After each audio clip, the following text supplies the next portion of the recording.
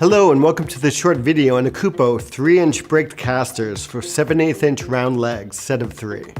These rubber casters are 3 inches in diameter. They have brakes to prevent them from rolling. Just step on the larger bottom tab to activate the brake. To release the brakes, just step on the smaller top tab. These wheels have a 7/8 inch diameter casting designed to accept 7/8 inch round legs.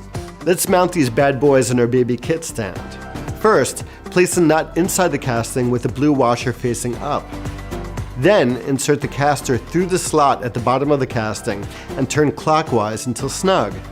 To prevent the caster from spinning, activate the brake by pushing down on the larger tab and turn clockwise until snug. Align the brake pin with the hole on the inside of the leg.